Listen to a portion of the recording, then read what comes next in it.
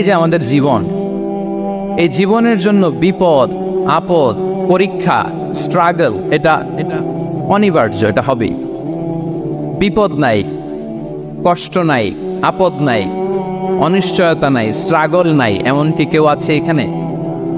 কেউ কি হাত তুলে বলতে পারবেন যে হুজুর আমার জীবনে কোনো বিপদ নাই, অথবা আমার জীবনে কোনো দুঃখ নাই, কষ্ট নাই, কোনো স্ট্রাগল নাই, কোনো রিস্ক নাই? এরকম সৌভাগ্যবান কেউ আছেন এখানে?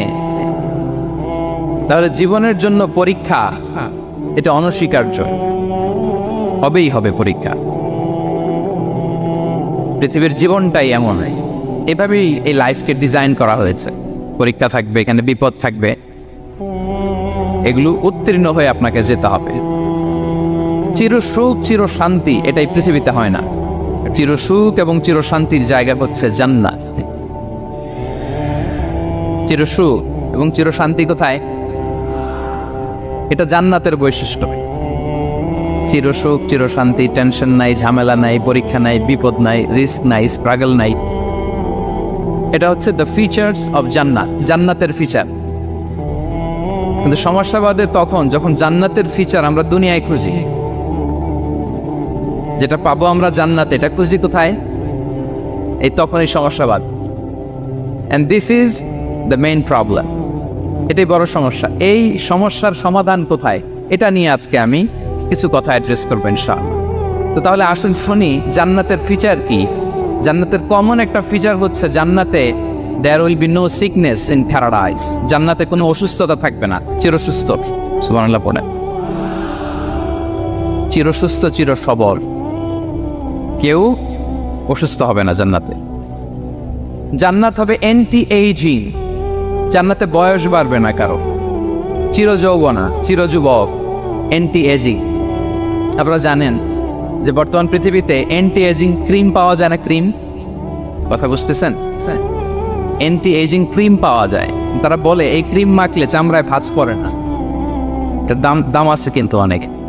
অ্যান্টি এজিং ক্রিম লাগায়, শ্যাম্পু ইউজ করে, অ্যান্টি এজিং অয়েল আছে, এটা দিলে নাকি চামড়ায় ভাঁজ পড়ে না।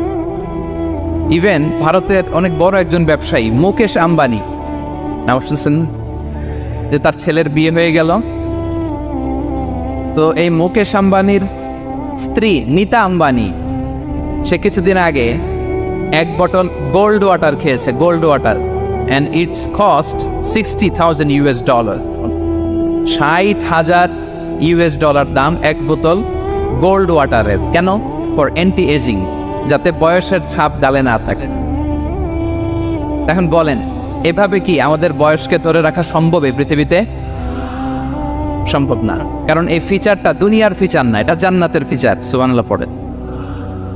তাহলে জান্নাতে কেউ অসুস্থ হবে না, জান্নাত হবে চির যৌবন, চির যৌবনা। ওখানে আমরা যুবক থাকবো, প্রত্যেকে 33 বছরের যুবক যুবতী হয়ে জান্নাতে ঢুকবো।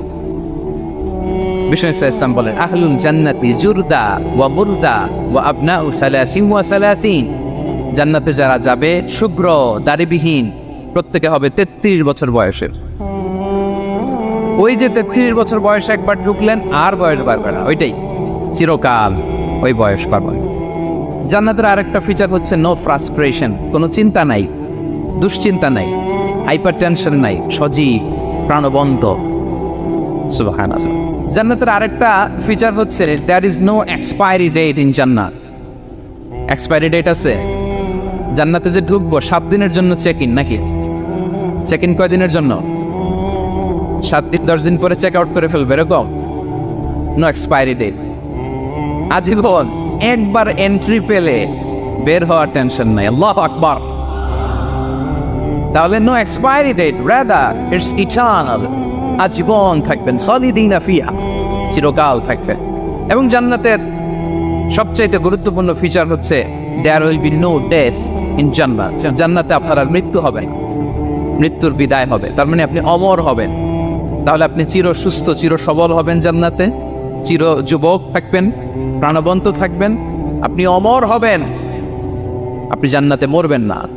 জান্নাতীরা যখন জান্নাতে যাবে, ফেরেশতারা ডেকে বলবে, ইয়া আহলাল জান্নাতি ইন্না লাকুম আন তাসিহু ফালা তাসকামু আবাদা। জান্নাতীরা চিরকাল সুস্থ থাকবা, অসুস্থ হবা না।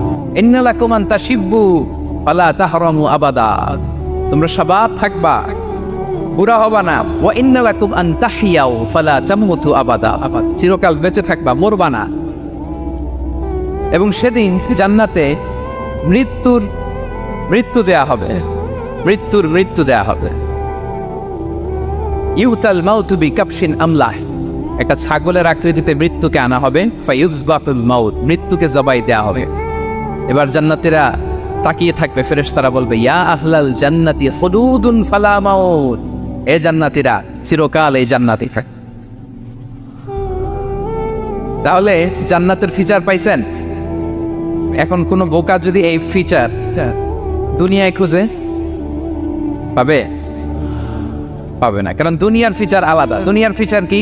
এই দুনিয়াতে বিপদ আসবে, কষ্ট আছে দুনিয়াতে, হতাশা আছে, ভয় আছে, অসুস্থতা আছে, বার্ধক্য আছে, এবং এই দুনিয়ার একটা এক্সপায়ারি ডেট আছে না? দ্য ডে ইউ ডাই, যেদিন আপনি মারা যাবেন, এটা আপনার এক্সপায়ারি ডেট। চলে যেতে হবে। এই পৃথিবীতে মৃত্যুর অস্তিত্ব আছে। সবকিছু থমকে দিয়ে, আপনাকে চমকে দিয়ে মৃত্যু চলে আসবে, ঠিক কিনা বলেন? তাহলে এগুলো হচ্ছে দুনিয়ার ফিচার। এই দুনিয়াতে বিপদ আপদ, কষ্ট, ঝুঁকি, স্ট্রাগল, পার্থক্য, অসুস্থতা, এগুলো নিয়ে আমাদেরকে টিকে থাকতে হয়। এটা দুনিয়ার ফিচার, মিলাই ফেললে হবে না। জান্নাতের ফিচার একটা, দুনিয়ার ফিচার আরেকটা। দুনিয়াতে কষ্ট থাকবে, বিপদ আপদ থাকবে। এই দুনিয়ার ফিচারটা আল্লাহ তাআলা কোরআনের একটা আয়াতে খুব চমৎকার ভাবে উল্লেখ করেছেন। সেটা দিয়েই আমি আলোচনা শুরু করেছি। আল্লাহ তাআলা ইরশাদ করছেন, ওয়ালা নাবলুওয়ান্নাকুম বিশাইইম মিনাল খাউফি ওয়াল জু'i ওয়া নাকসিম মিনাল আমওয়ালি ওয়াল আনফুসি ওয়াস সামারাত ওয়া বাশশিরিস সাবিরিন। আল্লাহ তাআলা বলছেন, অবশ্যই আমি তোমাদেরকে পরীক্ষা করব, ভয় দিয়ে, ক্ষুধা দিয়ে, সম্পদের ঘাটতি দিয়ে, আতঙ্ক দিয়ে, প্রাণনাশ দিয়ে, ফল ফসলের হানি দিয়ে পরীক্ষা করব। কিন্তু এই পরীক্ষায় যারা উত্তীর্ণ হবে, যারা সবর ইখতিয়ার করবে, ওয়াবাশশিরিস সাবিরিন, ধৈর্যশীলদের জন্যই হচ্ছে সুসংবাদ। আলহামদুলিল্লাহ পড়েন। তাহলে সম্মানিত সুধী, আমরা বুঝতে পারলাম এই পৃথিবীর ফিচার হচ্ছে এখানে বিপদ থাকবে, বিপদ ছাড়া কেউ থাকবে না। স্ট্রাগল থাকবে, কষ্ট থাকবে, ঝুঁকি থাকবে, রিস্ক থাকবে, এবং নানা ধরনের বিপদ আপদ দিয়ে আল্লাহ তাআলা আমাদেরকে পরীক্ষা করবেন। এটা মাস্ট, এটা আমাদের মাইন্ডসেটে নিয়ে নিতে হবে। মাইন্ডসেটে এটা ক্লিয়ার থাকতে হবে। চিরসুখ চিরশান্তি এই দুনিয়াতে মিলবে, কোথায় মিলবে তাহলে? এটা তাহলে বিপদ আসবেই, আপদ আসবেই, পরীক্ষা থাকবেই আমাদের জীবনে। তবে ইন্টারেস্টিংলি মজার বিষয় হচ্ছে, পরীক্ষাটা এক একজনের এক এক রকম। পুরো পৃথিবীটা একটা পরীক্ষা ক্ষেত্র, কিন্তু কারো প্রশ্নপত্রের সাথে কারো প্রশ্নপত্রের কোনো মিল নাই। আমার পরীক্ষা একরকম, আপনার পরীক্ষা আরেক রকম, ওই ভাইয়ের পরীক্ষা আরেক রকম, ওনারটা সবাই পরীক্ষার্থী, কিন্তু কারো প্রশ্নপত্রের সাথে কারো প্রশ্নপত্রের কোনো মিল নাই। কারোর জন্য পরীক্ষা হচ্ছে সে খুব অসুস্থ, প্রচন্ড অসুস্থতা, তার জন্য পরীক্ষা।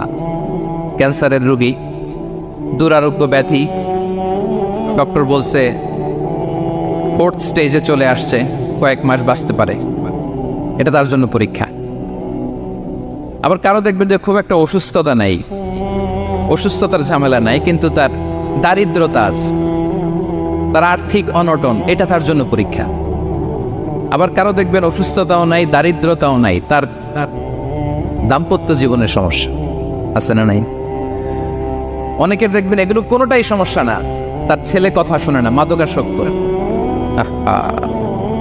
মাদকাসক্ত, রিহ্যাবে পাঠায়, আবার আসে, আবার গাঁজা খাওয়া শুরু করে, আছে না নাই বলেন? দেখেন তার পরীক্ষাটা আবার আলাদা। অনেকের দেখবেন মেয়ে বাবার কথা শোনে না, আবার অনেকের দেখবেন যে ব্যবসায় সমস্যা, লসের পর লস, লাভ উঠাতে পারে না। তাহলে পরীক্ষা ছাড়া, বিপদ আপদ ছাড়া দুনিয়াতে কেউ নাই প্রিয় ভাইয়া। এটা আমাদের মাথায় রাখতে হবে। পরীক্ষা আপনাকে দিতেই হবে, পরীক্ষা দিয়ে নিজেকে প্রমাণ করতে হবে। আর এক একজনের পরীক্ষাটা এক এক রকম, কারো পরীক্ষার সাথে কারো পরীক্ষার কোনো মিল থাকবে না। তো মাঝে মাঝে আমরা এটা ভুলে যাই, আল্লাহ তাআলা কালামে পাকে রিমাইন্ডার দিয়ে আমাদেরকে স্মরণ করিয়ে দিতে চান যে এই পৃথিবীতে আসলে তোমরা এসেছো পরীক্ষা দিতে। এটাই জীবনের বড় বাস্তবতা। আমাদের জীবনে যত হতাশা, আমাদের জীবন নিয়ে যত অভিযোগ, আমাদের মনে যত কষ্ট, আমাদের হৃদয়ের ভেতরে যত অস্থিরতা, তার মূলে হচ্ছে এই সমস্যা যে আমরা ভুলেই গেছি আমরা পরীক্ষা দিতে আসছি। এটা যদি ভুলে না যান, এটা যদি আপনার মাইন্ডসেটে থাকে যে পুরো জীবনটা একটা পরীক্ষা, তাহলে দেখবেন কোনো কিছু আপনাকে কাবু করতে পারবে না। আপনি হতাশ হবেন না, জীবন নিয়ে আর অভিযোগ থাকবেন, আপনি ভেঙে পড়বেন না, সব অভিযোগ হতাশা দূর হয়ে যাবে। তারপর বুঝতে পারলাম পরীক্ষা আপনাকে দিতেই হবে।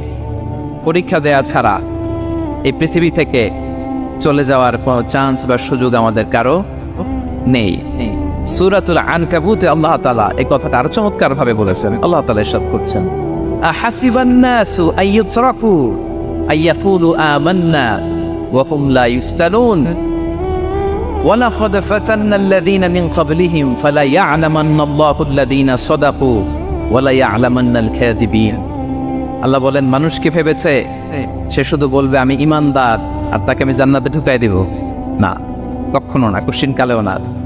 বরং পূর্ববর্তীকালে যারা পৃথিবীতে এসেছিল তাদেরকে আমি পরীক্ষা নিয়েছি, পরীক্ষা করেছি, এবং তাকেও ঈমানের প্রশ্নে সে সত্যবাদী না মিথ্যাবাদী পরীক্ষা দিয়ে দিয়ে নিজেকে প্রমাণ করতে হবে। ঠিক কিনা বলেন?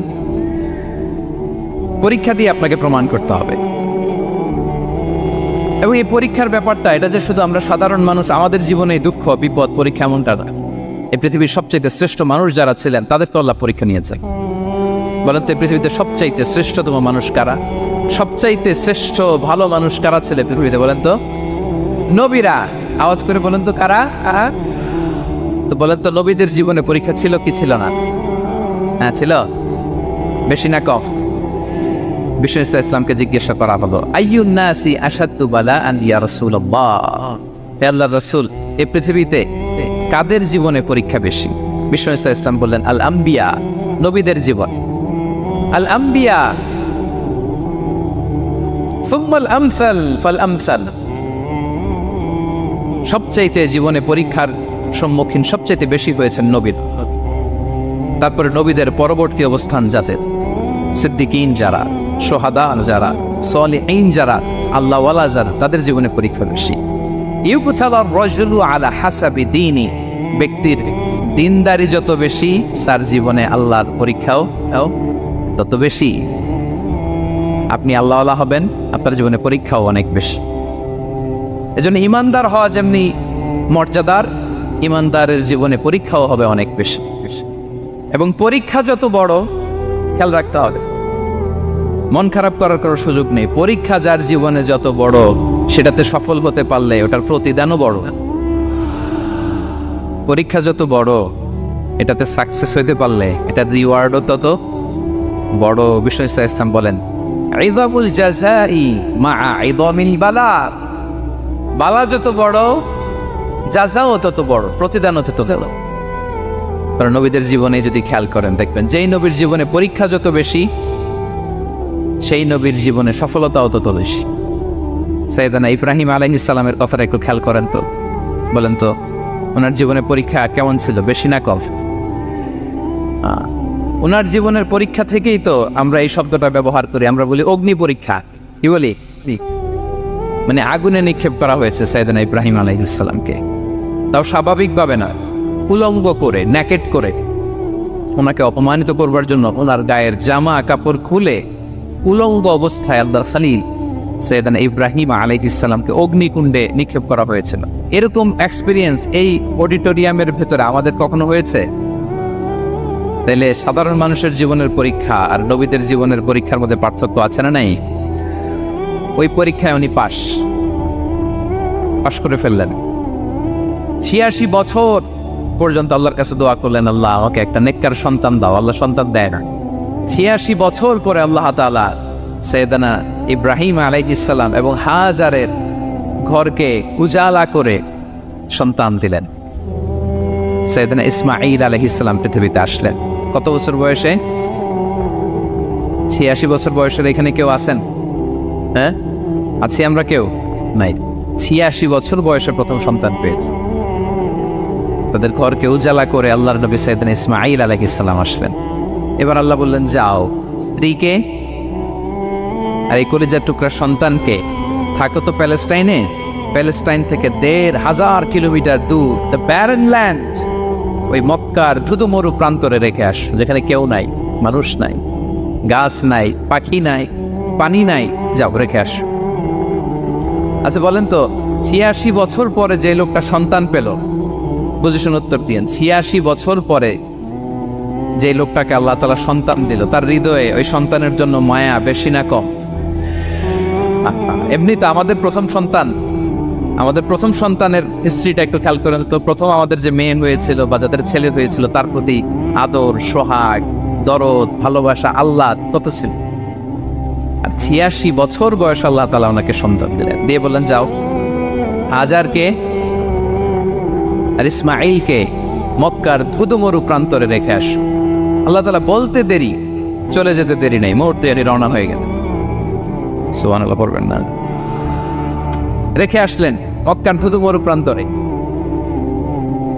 এবার আল্লাহ বললেন, যাও রিটার্ন ব্যাক টু প্যালেস্টাইন, প্যালেস্টাইনে চলে যাও। চলে গেলেন, হৃদয়টা ভেঙে খান খান।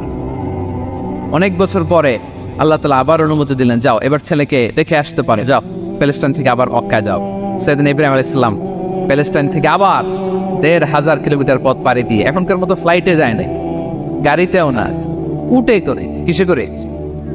উনি যে কতবার মক্কা থেকে ফিলিস্তিন এসেছেন আর গিয়েছেন, কোনো ইয়ত্তা নাই। গেলেন, এবার ছেলেটা হাঁটতে পারে, দৌড়াতে পারে, একটু একটু কথা বলতে পারে, আব্বা আব্বু ডাকতে পারে। কেমন মায়া লাগে বলেন তো? মায়া ভালোবাসায় যখন টইটম্বুর, ঠিক ওই মুহূর্তে আল্লাহ বললেন, ছেলেকে জবাই করো, জবাই করো ছেলেকে। আল্লাহ তাআলা বলতে দেরি করেছেন, আল্লাহর আদেশ পালনে ১ সেকেন্ডও তিনি দেরি করেন নাই। ছুরি চালালেন, জান্নাত থেকে দুম্বা নিয়ে আসা হল। এভাবে আল্লাহর নবী ইব্রাহিম আলাইহিস সালাম ওনার জীবনের প্রতিটি ক্ষেত্রে যেখানে আল্লাহ তাআলা ওনাকে পরীক্ষা নিয়েছেন, উত্তীর্ণ হয়েছে। এবং দেখেন ওনাকে আল্লাহ তাআলা কি উপহার দিলেন, আল্লাহ তাআলা ওনাকে খলিলুল্লাহ উপাধি দিলেন, আল্লাহর বন্ধু। সুবহানাল্লাহ বলে। আল্লাহ তাআলা বলছেন, ওয়া ইযি বিতালা ইব্রাহিম রাব্বুহু বিকালিমাতিন ফাআতাম্মাহুন ক্বালা ইন্নী জাঈলুকা লিন-নাসি ইমামা। আল্লাহ অনেকগুলো পরীক্ষা নিয়েছিলেন সাইয়েদনা ইব্রাহিম আলাইহিস সালাম, প্রতিটা পরীক্ষায় সাকসেসফুলি পাস করেছেন, গোল্ডেন এ প্লাস। আল্লাহ বলেন, ইন্নী জাঈলুকা লিন-নাসি ইমামা, I'm gonna make you the leader for the entire human being. I'm gonna appoint you as a leader for the entire universe. গোটা বিশ্বের জন্য, গোটা মানবতার জন্য আমি তোমাকে লিডার বানায় দিলাম। ইযামুল জাযাই মা ইযামিল বালা। পরীক্ষা যত বড়, ওই পরীক্ষায় পাশ করলে ওইটার ফলাফল ও প্রতিদানও বড়। তাহলে দেখেন প্রিয় ভাইয়েরা, সাইয়েদনা ইব্রাহিম আলাইহিস সালামের জীবনে পরীক্ষার কোনো শেষ ছিল না। আমি আপনি কোথায়? আল্লাহর খলিলের জীবনে যদি এত পরীক্ষা থাকতে পারে, আমি আপনি কোথায় বলেন তো? এবার বলেন, সাইয়েদনা মূসা আলাইহিস সালাম, ওনার জীবনে তো কোনো পরীক্ষার ছিল না।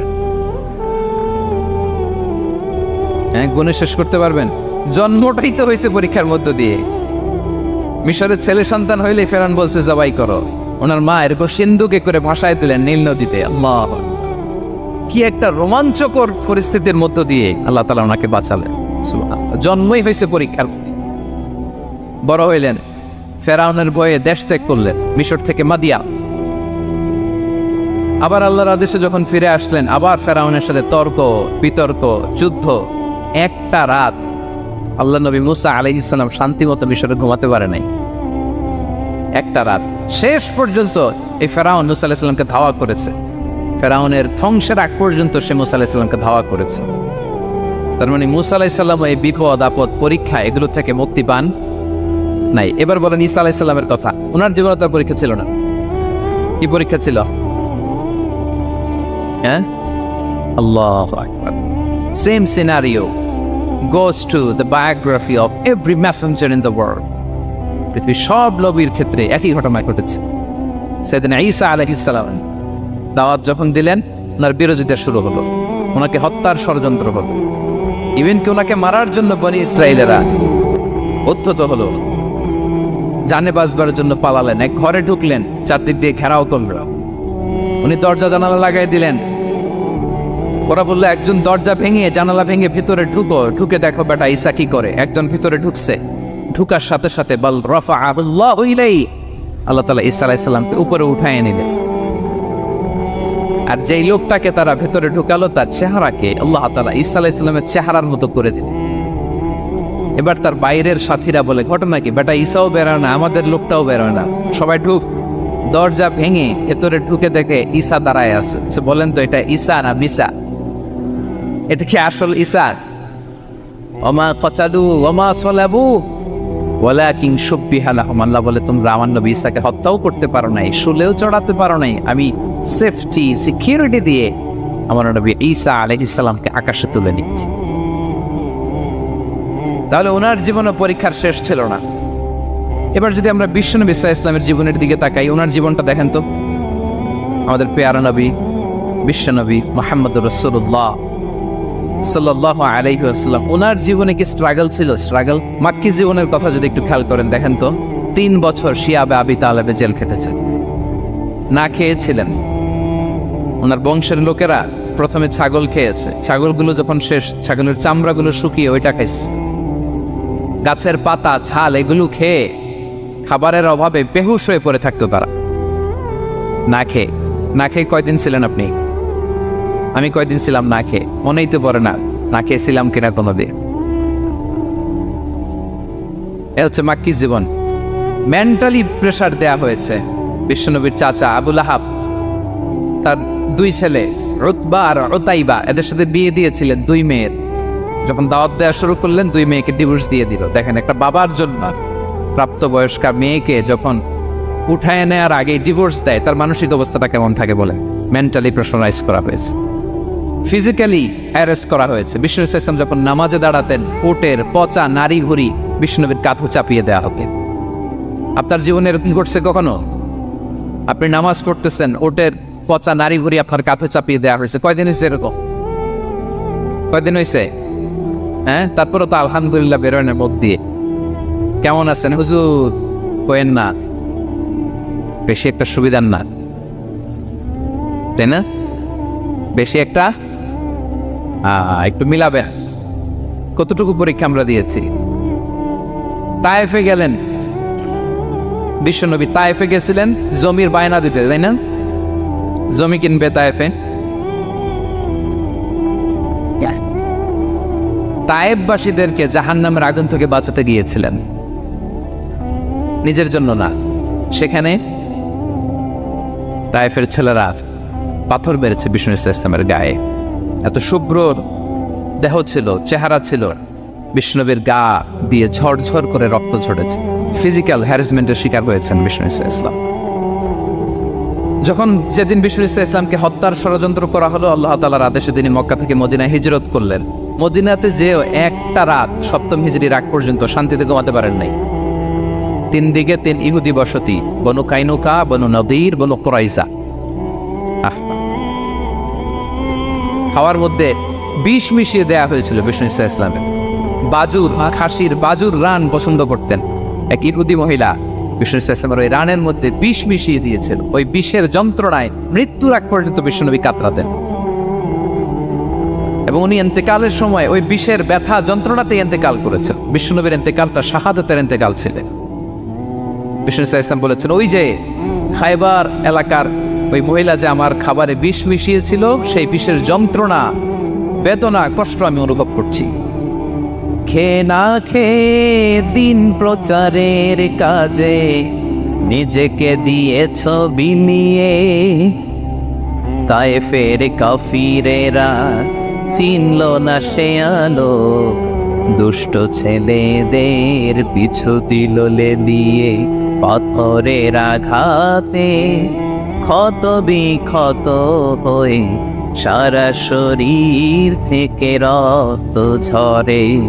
এ রাসূল তোমাকে বলি আমি কেমন করে, এ রাসূল তোমাকে বলি আমি কেমন করে। হাজার ব্যথা বেদনার পরে ফিরে আসনি তুমি আপন ঘরে, দিনের আলো তুমি ছড়িয়ে দিতে, চলে গেলে মদিনায় মক্কা ছেড়ে। হে রাসূল তোমাকে ভুলি আমি কেমন করে, হে রাসূল তোমাকে ভুলি আমি কেমন করে। ঠিক কিনা বলেন? একটা রাত শান্তির ঘুম তিনি দিতে পারেন নাই। প্রিয় ভাইয়েরা, তাহলে আমরা কি বুঝলাম? বিশ্বনবীর জীবনও পরীক্ষা ছিল কি ছিল না? আমাদের উপায় আছে? আমরা বাঁচতে পারবো এই বিপদ আপদ পরীক্ষা জঞ্জাল থেকে? বাঁচতে চাইলেও বাঁচতে পারবো? পারবো না। ইমাম মালিক আলাইহি রাহমাত নাম শুনেছেন? ইমাম মালিক, ওনার জ্ঞান থেকে লাখো লাখো মানুষ উপকৃত হয়েছে, কোটি কোটি মানুষ উপকৃত হয়েছে। মদিনার রাস্তায় রশি দিয়ে ওনাকে টেনে হিচড়ে এক এলাকা থেকে আরেক এলাকায় দিত জালেম বাদশাহরা। ইমাম মালিক আলাইহি রাহমাত। ইমাম আহমদ ইবনে হাম্বল, ওনাকে বেত্রাঘাত করা হতো, চাবুক দিয়ে পেটানো হতো। আমাদের মাযহাবের ইমাম আল ইমাম আল আ'লা আবু হানিফা আলাইহি রাহমা, ওনাকে কারাবন্দী করা হয়েছিল। তার মানে দেখেন, যত বড় বড় স্কলার, যত বড় বড় মাশায়েখ, এমনকি আম্বিয়া আলাইহিস সালাম, ওনারাও পরীক্ষা বিপদ আপদ থেকে রেহাই পাইছে। তাহলে আপনি আর আমি পাবো? বলেন তো। তাহলে এটা আমাদের ব্রেইনে গেঁথে নিতে হবে যে জীবন মানেই এখানে বিপদ থাকবে, পরীক্ষা থাকবে, স্ট্রাগল করে করে আমাকে আগাতে হবে। কেউ আমার জন্য রেড কার্পেট বিছিয়ে রাখবে না। এই জীবনটা বড় জটিল। This is life, how it's design. এভাবেই পৃথিবীকে ডিজাইন করা হয়েছে। এখানে বিপদ আছে, কষ্ট আছে। এই পরীক্ষা দিয়ে দিয়ে আপনাকে উত্তীর্ণ হতে হবে। বুঝতে পেরেছেন প্রিয় ভাইয়েরা? নাও দ্য কোশ্চেন আরাইজ, এখন প্রশ্ন হচ্ছে, কেন আল্লাহ এই পরীক্ষা নেন? কেন? আল্লাহ তাআলা সূরা মুলকে বলেছেন, এই পৃথিবী সাজানোর, এই জীবন মৃত্যুর এই খেলা, এটার উদ্দেশ্যটাকে আল্লাহ তাআলা স্পষ্ট করে বলেছেন, আল্লাযী খালাকাল মাউতা ওয়াল হায়াতা লিয়াবলুয়াকুম আইয়ুকুম আহসানু আমালা। জীবন মৃত্যু দিয়ে তোমাদের জীবনকে সাজানো হয়েছে এজন্য, যাতে করে তিনি তোমাদের পরীক্ষা করতে পারেন। কি করতে পারেন? তোমাদের মধ্যে কে সৎকর্মে অগ্রগামী, কে কাজে ভালো, আমলে ভালো, এটা দেখার জন্য। বেসিকলি আল্লাহর দেখার প্রয়োজন নাই, আমাদেরকে দেখানোর জন্য এই পরীক্ষার আয়োজন। আমি ভালো করবো না খারাপ করবো এটা আল্লাহ জানে না? তো ওনার পরীক্ষা করা লাগে কেন? কথা বলেন। আমি জান্নাতি না জাহান্নামী এটা আল্লাহ জানেন না? বেসিকলি আমাদেরকে জানানোর জন্য এই পরীক্ষার আয়োজন। কাদেরকে জানানোর জন্য? মানে তুমি জেনে যাও তুমি জান্নাতি না জাহান্নামী। আমি ভালো করেই জানি। একটা ছোট্ট উদাহরণ দিলে বুঝতে পারবেন প্রিয় ভাইয়েরা। ধরেন আল্লাহ তাআলা দুইজনকে সৃষ্টি করলেন। উদাহরণস্বরূপ একজনের নাম আব্দুল্লাহ, আরেকজনের নাম আব্দুর রহমান। সৃষ্টির পরে আব্দুল্লাহকে বললেন, আব্দুল্লাহ আমি জানি তুমি পৃথিবীতে 50 বছর হায়াত পাইতা, খুব ভালো কাজ করতে, তুমি দুনিয়াতে অনেক ভালো কাজ করতে, এটা আমি আগেই জানি, আমার অসীম জ্ঞান বলে আমি আগে থেকেই জানি। তো যাও, তোমার এইমাত্র সৃষ্টি করলাম, যাও তুমি জান্নাতে ঢুকে যাও, কারণ আমি জানি তুমি জান্নাতি হবে। আচ্ছা, আর আব্দুর রহমান তুমি পৃথিবীতে খুব খারাপ কাজ করতে, এটা আমি জানতাম, তোমারে পাঠাইলে খারাপ কাজ করবা, তুমি সীমা লঙ্ঘন করবা, অন্যায় করবা, অপরাধ করবা, তুমি জাহান্নামী হবা, যাও। যেহেতু আমি জানি পরীক্ষার আর দরকার নেই, তোমারে জাহান্নাম দিয়ে দিলাম, যাও ঢুকে যাও। আব্দুল্লাহ ঠিকই জান্নাতে ঢুকে যাবে, আব্দুর রহমান কি ঢুকবে? ঢুকবে। সে বলবে, আল্লাহ এই মাত্র আমারে বানাইলেন, এই মাত্র আপনি আমাকে সৃষ্টি করলেন, সৃষ্টি করেই বলতেছেন তুমি জাহান্নামে যাও, আর বলতেছেন আমি জানি দুনিয়াতে পাঠালে তুমি খারাপ কাজ করবা, তুমি জাহান্নামী হবা, পাঠানোর আর কি দরকার, আগে থেকে জাহান্নামে যাও। আল্লাহ আপনি জানলে জানতে পারেন, আমি তো জানি না। ঠিক কিনা বলেন? সে বলবে, না আল্লাহ আপনি ভুল বলতেছেন, এই দুনিয়াতে পাঠাইলে আমি খুব ভালো কাজ করতাম, আমি সীমা লঙ্ঘন করতাম না, নামাজ পড়তাম, রোজা রাখতাম, হজ করতাম, যাকাত দিতাম, সাদাকা করতাম, চ্যারিটি করতাম, জনকল্যাণকর সব ভালো কাজগুলো আল্লাহ আমি করতাম। এজন্য আল্লাহ তাআলা পরীক্ষার আয়োজন করেছেন, যাতে করে তুমি জেনে যাও যে পৃথিবীতে তুমি কি করেছো। এখন আর আল্লাহকে এক্সকিউজ দেওয়ার সুযোগ নেই। আচ্ছা বলেন তো, আবু জাহেলকে যদি আল্লাহ এখন কিয়ামতের দিন বলে, Abu Jahl go to the hell fire, আবু জাহেলের কিছু বলার সুযোগ আছে? কারণ ও দুনিয়াতে কি করে আসছে এটাও জানে না। ফেরাউনকে ডেকে যদি আল্লাহ বলে, ফেরাউন তুমি জাহান্নামে যাও, go to the hell fire, ওর কি কোনো এক্সকিউজ দেওয়ার সুযোগ আছে? বলেন, সুযোগ আর আছে? কারণ তুমি দুনিয়াতে কি করেছো তোমার চেয়ে ভালো কেউ আর জানে। তা পৃথিবীতে এই পরীক্ষার এই আয়োজনের সবচাইতে বড় উদ্দেশ্য হচ্ছে যাতে করে আমরা দেখে যাই যে আমরা কি কাজ করছি। কেউ যখন পরীক্ষা দেয় প্রিয় ভাইরা, ওই পরীক্ষায় কত পাবে তার একটা হিসাব আছে না? বলেন, আপনি গণিত পরীক্ষা দিয়ে আসছেন, যে 100-তে 100 পাবে সে বলতে পারে আমার সব অঙ্ক হয়েছে, ঠিক কিনা বলেন? আর যে লাড্ডু গুড্ডু বুঝছেন তো, কিছুই পারে নাই, গোড়ার টিপ, তারও একটা হিসাব আছে যে সে কিছুই লিখে আসতে পারে নাই। তাই পৃথিবীতে এই পরীক্ষার আয়োজনের প্রধানতম কারণ হচ্ছে যাতে করে আমরা বুঝে যেতে পারি যে আমরা কোথায় যাব, জান্নাতে না জাহান্নামে।